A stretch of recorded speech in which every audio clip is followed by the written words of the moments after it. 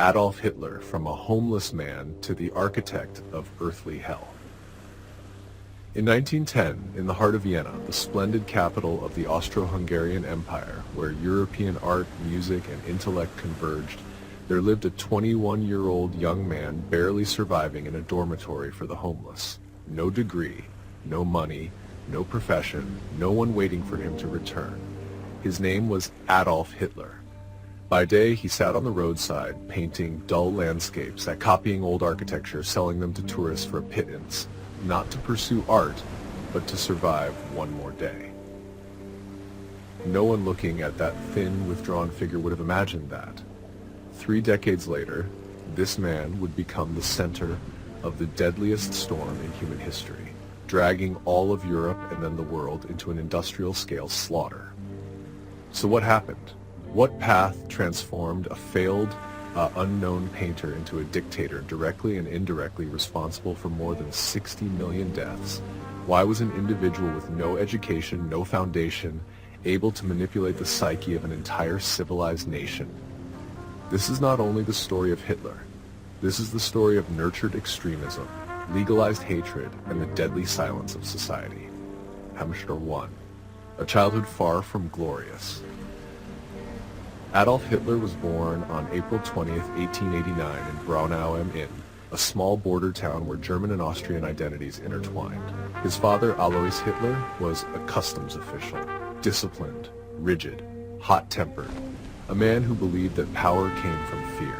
His mother, Clara Hitler, was the complete opposite, gentle, long-suffering, and the only source of emotional comfort in Adolf's childhood. The family moved constantly due to his father's work. No place ever truly felt like home. No lasting friendships. No sense of belonging. At school, Hitler was not an outstanding student. He disliked mathematics and science. He despised teachers. He studied only when it served his ego. As he grew older, Hitler became increasingly isolated, increasingly convinced that he was special, yet unrecognized. In the end, he dropped out. No diploma, no direction, but 2 things always smoldered within him: a craving to control others, an obsession with becoming great without knowing how. In childhood games, Hitler did not want to play. He wanted to command, to give orders, to win. And then, art appeared as an escape. Measure 2, the artistic dream and a humiliation that never healed. Hitler believed one thing with absolute certainty: I was born to be an artist. Not because he possessed exceptional talent, but because he needed a reason to believe he was different. His father vehemently opposed this. Alois saw art as useless, a dead end. Conflict in the family gradually turned into violence. Hitler learned an early lesson: the strong impose, the weak remain silent. In 1903, Alois died. Hitler was 13 years old and for the first time felt liberated. In 1907, Hitler went to Vienna, carrying his dream of entering the Academy of Fine Arts. And then he was rejected. Not for lack of effort, but because his paintings lacked emotion, creativity, and humanity. For a person who could never accept failure, this was not merely a failed exam, it was a total rejection of his identity. 2 months later, Clara Hitler died of cancer. The only person who had loved him unconditionally was gone. From this point on, Hitler had no emotional anchor, only resentment. Hammer 3. When personal pain becomes collective hatred. Money was gone. Family was gone. Friends were gone.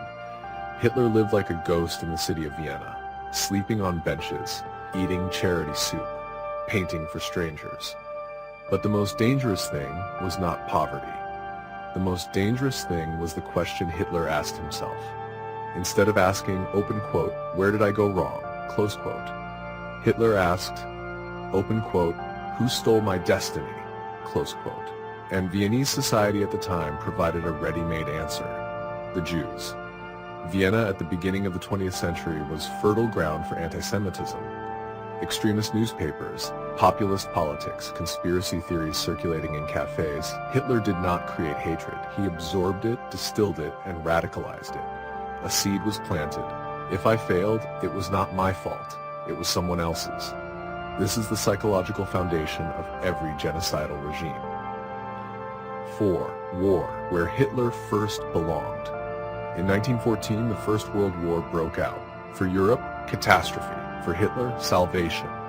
He volunteered for the German army, not out of noble ideals, but because for the first time in his life, he was given a role. In the military, order rank. Clear purpose, Hitler obeyed and loved it. He fought bravely and received the Iron Cross. War gave him an identity. Then came 1918. Germany was defeated. For the world, the war was over. For Hitler, an unforgivable humiliation. The stab-in-the-back myth was born, and the blamed enemy, once again, was the Jews. Part 5. Oratory. When words become weapons. In 1919, Hitler joined the German Workers' Party, a small, obscure group. Then he stood up to speak. No logic, no scholarship, but he struck directly at emotion. Hitler understood one essential truth. The crowd does not need truth. The crowd needs someone to hate, and someone to follow. He shouted, he pointed, he turned humiliation into collective rage. And Germany, poor, unemployed, desperate, listened. 6. How democracy collapses. In 1933, Hitler was appointed Chancellor of Germany, legally. No coup, no gunfire. Just months later, Parliament was neutralized. The press was controlled, political opponents were arrested. The German people did not awaken immediately. They grew accustomed to it. Dictatorship does not appear overnight. It grows through countless small compromises. Hammersheper 7. The gates of hell opened. 1939. Poland was invaded. The Second World War began. Early victories convinced Hitler that he could not be wrong. Then came Russia. Winter Stalingrad. Parallel to the war was the Holocaust, not a momentary madness, but a systematic plan. Lists, trains, gas chambers. Death was organized like an assembly line. Naschauer 8. The end of a man who claimed destiny. Berlin collapsed. In a bunker, Hitler married Eva Braun, then committed suicide. No apology, no remorse, only ruins and millions of graves. Conclusion. Hitler was not a monster born from nothing.